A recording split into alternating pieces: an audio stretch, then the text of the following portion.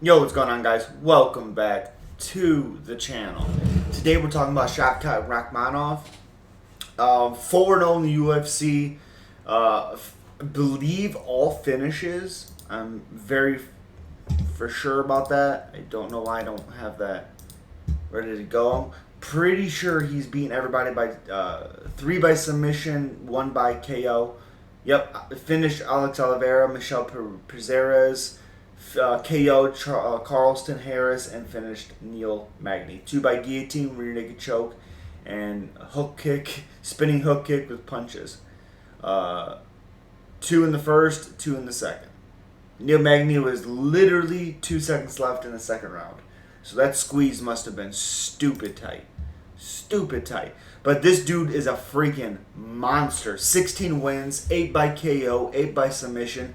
And the great thing with him is, like, when he fought Alex Oliveira, hurt Alex Oliveira later in the first round and was able to get him out of there. And then we see him fight Michel Prazeres, who has been banned for 2 years and released from the UFC. But either way, when he fought him, he showed a lot of patience, getting his back and being able to submit him. Pretty sure he was the first guy ever to finish Michel Prazeres. Yes, he was. First one. Has fought since then, September 9th, 2022. He fought and won, but besides the point. Again, showed a lot of patience and showed a lot of how tough, not tough, but how strong he was and how good his ground game was. And then he fights Carlston Harris, who I thought Carlston Harris was going to present a lot more problems than he did. I just thought how he fought Impa Kasanganay.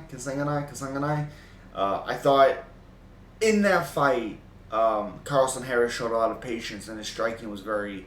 It looked like he punched really hard, and he was very, very, very, very fast. Shavkat Rakhmonov showed that it doesn't really matter, that he's powerful, and he had Carlston Harris waiting on him. Or Carlston Harris was waiting on Shavkat Rakhmonov. And that became the problem, is Carlston Harris wasn't throwing and he was waiting instead of going after Shavkat Rakhmonov. But Carlston Harris gets caught, gets finished. It was a nasty finish, really was. Then he fights Magny, who Magny's really good if you let him dictate the action. He's never been good if you're going first and if you hit hard. Like, Max Griffin was the last guy that Magny fought. And the Max Griffin did something very badly in that fight. Like, he hurt Neil, and then he face planted Neil, and he didn't follow up on Neil. He let him get back up to his feet and recover. And when he knocked him down, he lost the next 2 rounds and didn't capitalize on the opportunity he had. He didn't capitalize on anything. Then Shavkat again fights Magny and does, controls him the first round, takes his time, beats him up, softens him up. Second round does the exact same thing.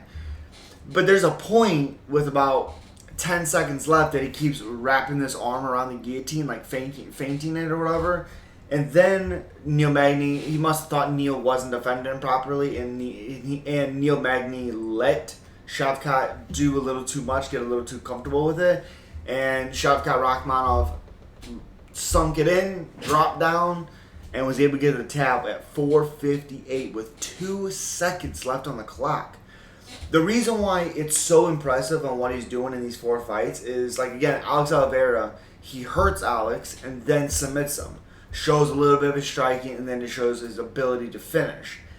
Then he fights Prazeres, who he takes his time, never been submitted before, takes his time, gets his back, again, takes his time, not rushing anything. Gets the rear naked choke, locks it in, submits him. And then he fights Carlston Harris, who is a threat, was a threat on the feet. Froze Carlston Harris. Froze him.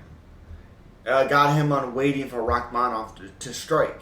And when he did, hurt Harris, and then he put Harris out cold. Then he fights Magny, okay? And, again, takes his time. Beats him up, softens him up, controls him, and then finishes him. Almost seamlessly.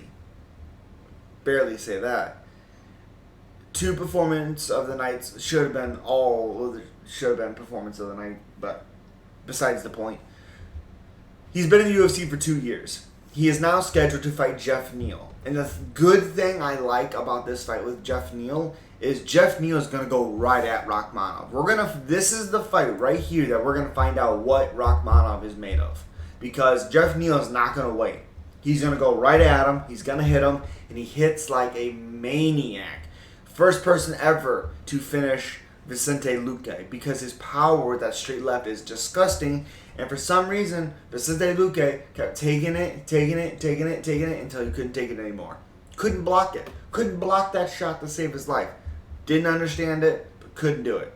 Predicted it because that's how hard Jeff Neal hits. That is the deciding factor in this fight. Can Rakhmonov disrupt the movement and disrupt the actions of Jeff Neal? Can he intercept Jeff Neal enough to get him to the ground? I think if he gets him to the ground, he's able to control. He's going to do well. But it's about, can he stop Jeff Neal from teeing off on him? Because he has stupid power in everything he throws. Rakhmonov does too. But Rakhmonov needs to go first. He needs to dictate it. Jeff Neal, the reason why this fight is going to be so awesome, I think, is because Jeff Neal is going to go right at him just like he's any other guy. Because that's his best chance of winning. Go right at him, punch him as much as you can. Tactically, not wild, of course, but Jeff Neal's not really that guy anyways. But it's going to be a crazy fight. January 14th, UFC Fight Night 217.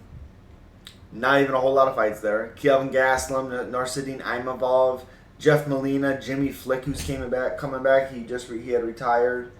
Nascimento, Carlos Hernandez, Jeff Neal, Caitlin Vieira, Raquel Pennington. Not a whole lot of fights on this card yet, but it's a little while away. Yeah, it's a little while away. But again, just want to get on here and talk about Shavkat Rakhmonov. He is the dark horse, I think, and especially if he gets past Neal, which we'll talk about when that comes closer to the time.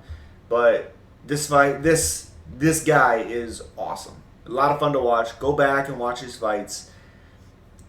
He's a master at these small movements and controlling it. It's crazy. But again, hit that subscribe button. Leave a comment down below. Let me know if you agree. If you disagree, let's talk about it. It's some of the stuff I love about doing an MMA channel is talking to the community. So let me know, guys. And also hit that thumbs up button as hard as you possibly can. Subscribe to the channel if you are new. It helps it out so much. You guys know what it is. Peace.